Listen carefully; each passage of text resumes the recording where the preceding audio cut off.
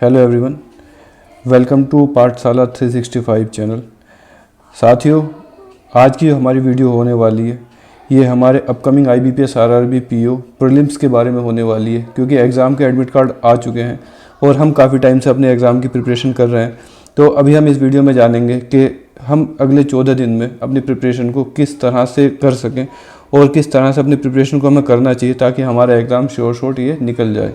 तो दोस्तों चलिए वीडियो को शुरू करते हैं। इस वीडियो में हम शुरुआत करेंगे कि हम इन 14 दिन में अब हमारी स्ट्रेटजी क्या होने वाली है, जिस स्ट्रेटजी के साथ में हम अपने एग्ज़ाम को क्लियर कर सकते हैं। तो दोस्तों ये जैसा हम लोग समझ रहे हैं 2 हफ्ते हैं, 14 डेज इट मीन्स 2 वीक्स। तो हम दोनों हफ्तों को हम कैटेगराइज करेंगे। पहले हफ्ते में जो हमारे प्लान होने वाले हैं वो रिवीजन से लेकर के होने वाले हैं, रिवीजन प्लस मॉक टेस्ट, और साथ ही सेकंड वीक के बारे में हम आगे वीडियो में डिस्कस करेंगे। तो चलिए दोस्तों, अभी हम जो हमारा पहला हफ्ता होने वाला है हम उसको डिस्कस करते हैं। दोस्तों पहले हफ्ते में हमें जो काम करना है वो सबसे पहला ये है कि हमारे जो भी कॉन्सेप्ट हमने सीखे हैं रीजनिंग और मैथ में, उन सभी को हमें रिवाइज़ करना है। हर एक निटी ग्रिटी को हमें रिवाइज़ करना है, क्योंकि हमारे पास जब हम एग्ज़ाम के नज़दीक आ रहे होंगे तो हमारे पास इतना मौका नहीं होगा। अच्छा, एक चीज़ और भी हमें ध्यान रखना है कि हमें अब कुछ भी नया नहीं सीखना है, जो भी हमने सीखा है बस हमें उसी को रिवाइज़ करना है। इसी के साथ साथ दोस्तों हम 2 मॉक टेस्ट हर दिन हमें लगाने हैं।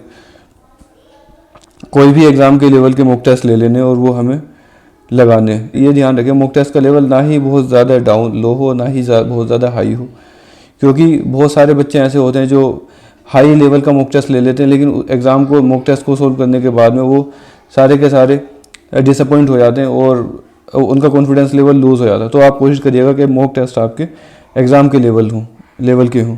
ठीक है साथियों, इसके अलावा आपको क्या करना है, आपको फोकस करना है एनालाइज करने पे।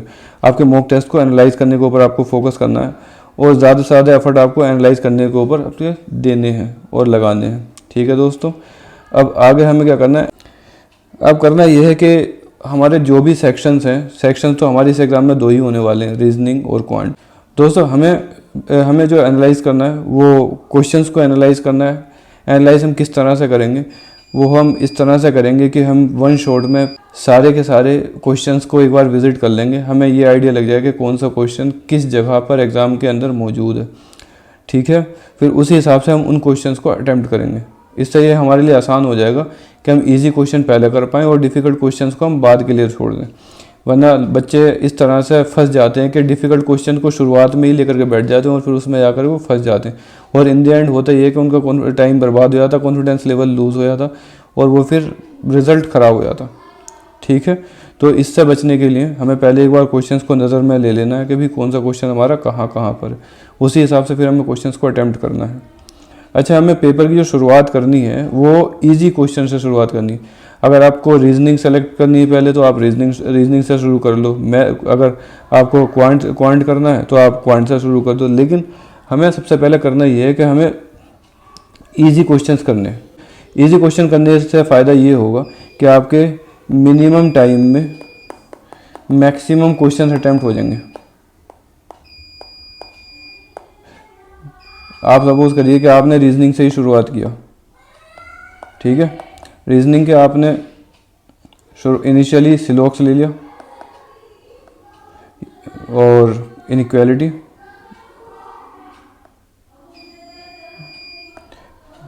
कोडिंग डिकोडिंग, अगर एग्ज़ाम में आते हैं तो। वैसे तो मोस्ट प्रोबेबली यही एग्ज़ाम के टॉपिक हैं।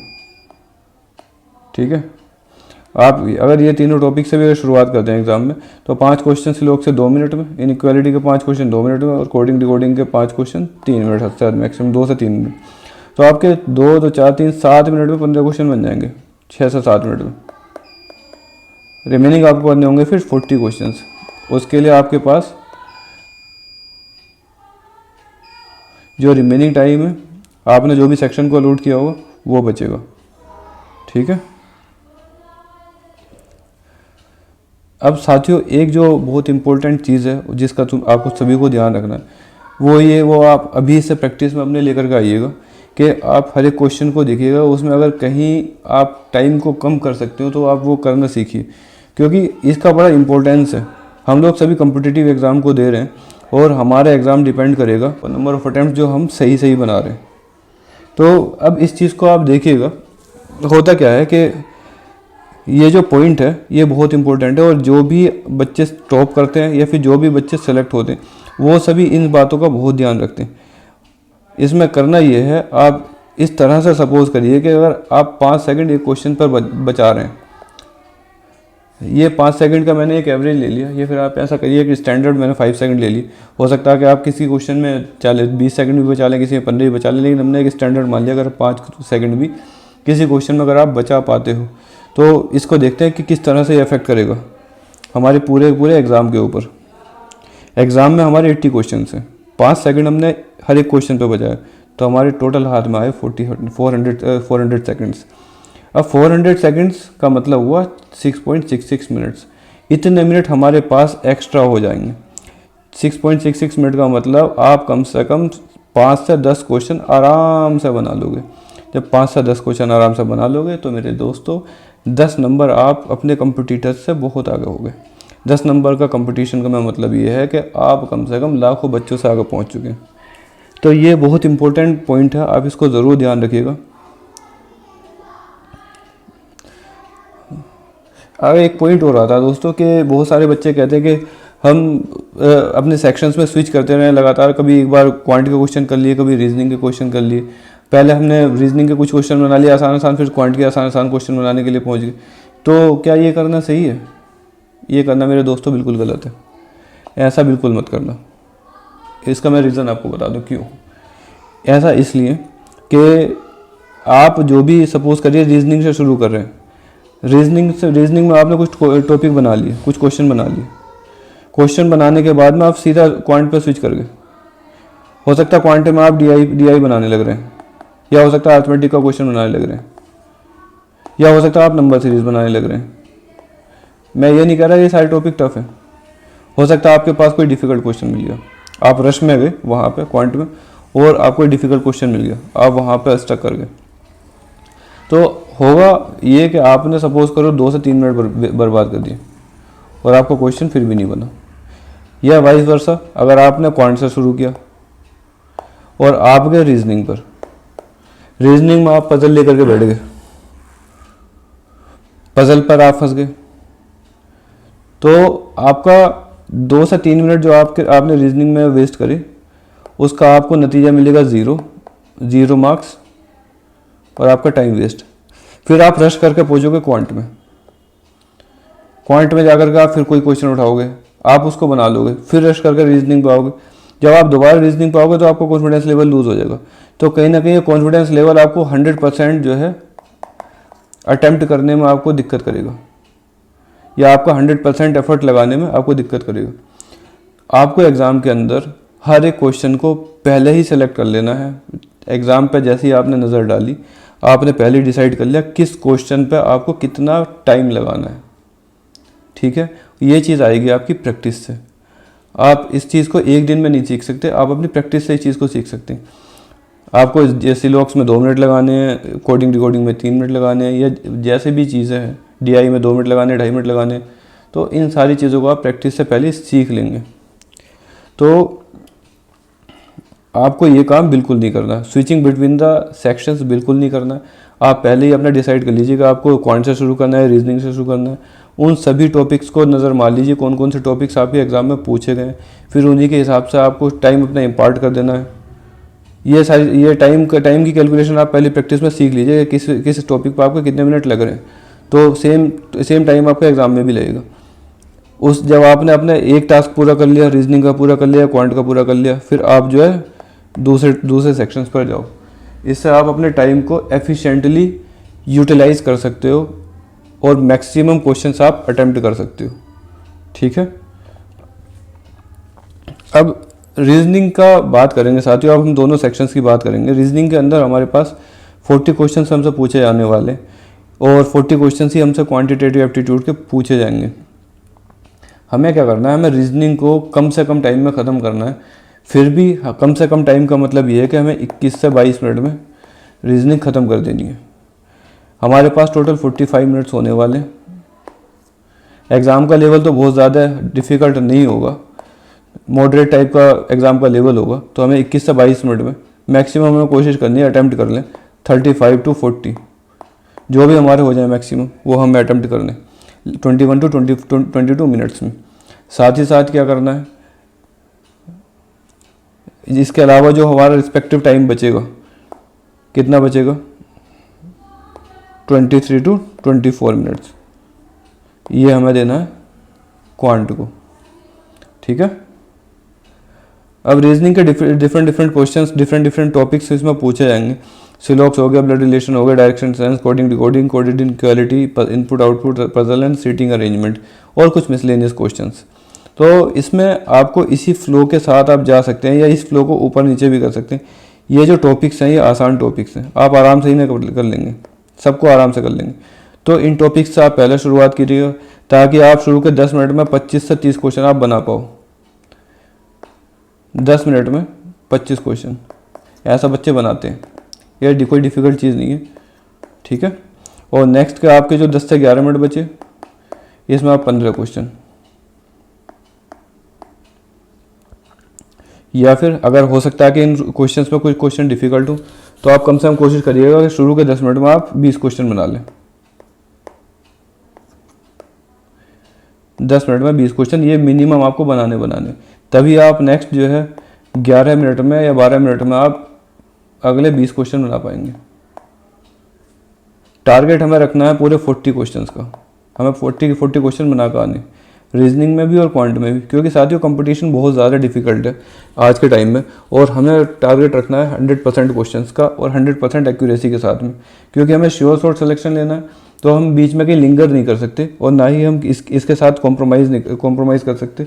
तो हमें 100% क्वेश्चन अटैम्प्ट करके आने हैं और 100% एक्यूरेसी के साथ अटैम्प्ट करके आने। तो इस चीज़ का ध्यान रखिएगा, अपने टाइम की कैलकुलेशन का ध्यान रखिएगा, और ये आप अपने प्रैक्टिस के साथ अपने मैनेज करिए। चलिए अब आगे डिस्कस करते हैं। अब क्वांटिटेटिव एप्टीट्यूड हमारे पास ये भी एक टॉपिक है। अब क्वांट में भी हमारे पास 40 क्वेश्चन आने हैं। इन 40 क्वेश्चन को हमें अटैम्प्ट किस तरह से करना है, सेम काम आपको जैसे मैंने आपको रीजनिंग में बताया था, हम लोगों ने डिस्कस किया था, यही काम आपको क्वांट में भी करना है। आपको डिस्कस कर लेना है, सेलेक्ट कर लेने क्वेश्चन सारे के सारे, कौन कौन से क्वेश्चन कहाँ पे हैं और किस क्वेश्चन को आपको कितना टाइम देना है। कोशिश करिएगा आसान क्वेश्चन से, ताकि आपके शुरू के 10 मिनट में 20 क्वेश्चन आपके कम से कम बन जाए, 20 से 25 क्वेश्चन। अगर आपका ये पहला फेज़ आपने अच्छे से कर लिया तो नेक्स्ट फेज़ आप इजीली कॉन्फिडेंटली आप कर लेंगे, क्योंकि आपके फर्स्ट फेज़ में 10 मिनट में 50% क्वेश्चन बन चुके हैं। फ्लो अपना यही रहेगा आपका, simplification, approximation, quadratic, data interpretation, arithmetic, number series. ये नंबर सीरीज़ को आप लास्ट में करिएगा, लास्ट में इसलिए कि नंबर सीरीज़ के इसके अंदर एल्गोरिदम होता है, और एल्गोरिदम हम हमेशा ब्रेक नहीं कर पाते, कई बार ब्रेक कर देते, कई बार ब्रेक नहीं कर पाते। बहुत सारे बच्चे नंबर सीरीज़ पर 10-10 मिनट वेस्ट कर देते हैं, ये हमें नहीं करना बिल्कुल भी। नंबर सीरीज़ के लिए हमें देने 3 से 4 मिनट, बस 3 से 4 मिनट भी मैक्सिमम है। 4 मिनट से कम ही कम दीजिएगा, 4 मिनट से 1 मिनट ऊपर नहीं। बाकी सारे क्वेश्चंस को विद इन टाइम आप कंप्लीट करिएगा। टारगेट हमारा क्वांट में भी वही रहेगा, 40 आउट ऑफ 40 विद 100% एक्यूरेसी। अब ये तो रहा मेरे साथियों हमारा एनालिसिस एग्ज़ाम को लेकर के, एग्ज़ाम की प्रिपरेशन को लेकर के, हमारी प्रिपरेशन किस तरह से जानी चाहिए। अब आएगा हमारा आखिरी हफ्ता, जब हम आएंगे एग्ज़ाम के लास्ट वीक के अंदर। तो इस टाइम पर हमारे साथ में बहुत सारी चीज़ें होने वाली हैं। हमारा मेंटली इमोशनली बहुत सारे चेंजेस हमारे होंगे, हमारे ऊपर बहुत ज़्यादा प्रेशर भी आएगा। बहुत सारे बच्चे उस प्रेशर को डील भी नहीं कर पाते, वो लास्ट मोमेंट में आकर के एग्ज़ाम को सरेंडर कर देते हैं, प्रिपरेशन को सरेंडर कर देते हैं। और बहुत सारे बच्चे ऐसे होते हैं बिल्कुल छोड़ देते हैं कि अब जो भी देखेंगे एग्ज़ाम में जाकर के देखेंगे।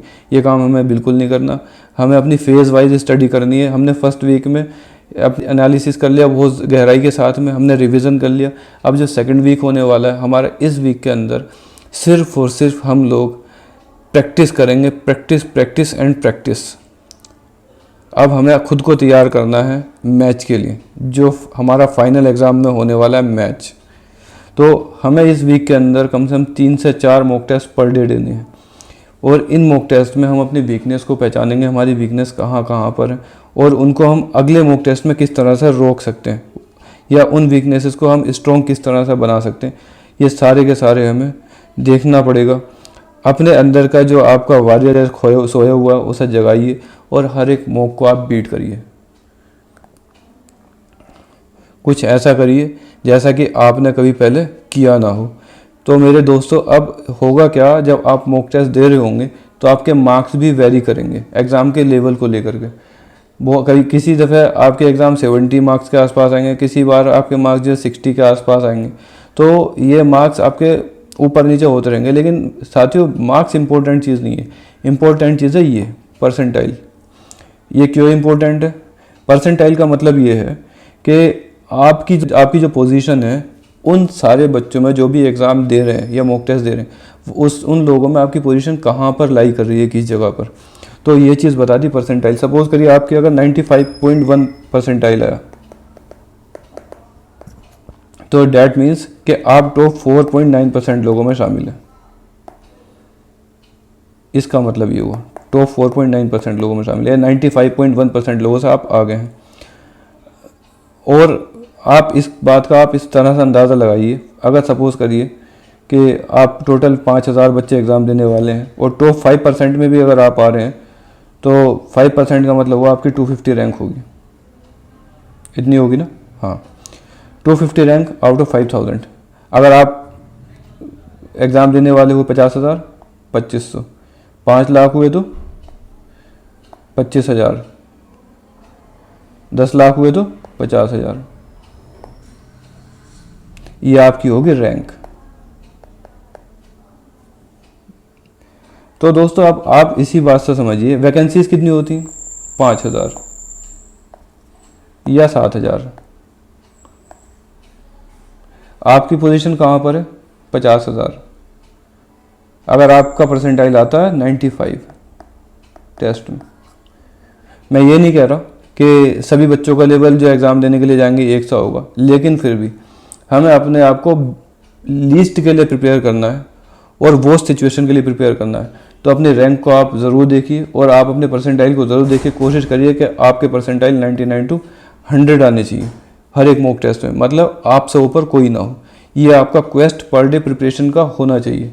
यही आपका टारगेट है और यही आपका मकसद है। मार्क्स आपको कामयाबी नहीं दिला सकते। अब दोस्तों हमने सारी बातें कर ली अपने एग्ज़ाम को लेकर के। अब आप सभी के सभी लोग प्रिपरेशन करिए, पूरी जी जान से प्रिपरेशन करिए, पूरे अपने एफर्ट्स लगाइए। आप ऑनेस्टली अपना जो भी आपकी विल पावर है, आपके अंदर जो भी आपका एफर्ट्स है, आप पूरे अपने एफर्ट्स लगाइए। होपफुल रहिए एग्ज़ाम के बारे में और सारी की सारी निगेटिविटी को दूर कीजिए। बहुत सारे लोग आपके साथ होंगे जो आपको निगेटिविटी भी आपको दे रहे होंगे, उन सबसे दूर रहिए। अपना 100% मॉक टेस्ट में दीजिए और साथ ही साथ अपना 100% आप अपने एग्ज़ाम में देकर के आइएगा। अपना 100% आप एग्ज़ाम में तभी दे सकते हैं जब आप पूरी तरह से तैयार होंगे। तैयार आप अपने टाइम के साथ में, आप अपने प्लान के साथ में। अगर आप विदाउट प्लान एग्ज़ाम में जाते हैं तो आप बुरी तरह से फेल होने वाले हैं। तो दोस्तों आप अपना प्लान बनाइए और प्लान बनाने के लिए मैंने आपको पीछे दोनों सेक्शंस को अच्छी तरह से डिस्कस कर लिया है। टाइम को किस तरह से हमें लगाना है, किस सेक्शन को हमें कितना टाइम देना है, किस क्वेश्चन को कितना टाइम देना है, ये आप अपने पोटेंशियल के हिसाब से देखिएगा। और बाकी एग्ज़ाम के अंदर आप फियरलेस होकर के जाइएगा और एग्ज़ाम में दहाड़ करके आइएगा। मेरी शुभकामनाएं आप सभी लोगों के साथ में।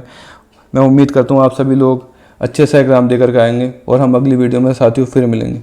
दोस्तों last but not the least, ये मेरी पहली वीडियो इस चैनल के ऊपर है और मैं आगे भी वीडियोस आपके लिए लाता रहूँगा। मैं अपने बारे में लास्ट में थोड़ा सा एलेबोरेट कर दे रहा हूँ। साथियों मैंने IBPS PO और SBI PO 2019 में क्रैक किए थे और फिलहाल अभी मैं एक PSB में एज ए ब्रांच मैनेजर काम कर रहा हूँ। ये चैनल और वीडियो बनाने का मेरा सिर्फ और सिर्फ एक ही मकसद है कि आप सभी साथियों को मैं जिस भी तरह से आप सभी की मदद कर सकूं, मैं आपके साथ खड़ा रहूं और आपको राइट डायरेक्शन राइट टाइम पर आपको प्रोवाइड कराता रहूं। साथियों तो इस वीडियो को आप अपने साथियों के साथ शेयर कीजिए और चैनल को सब्सक्राइब कीजिए। जय हिंद, नमस्कार।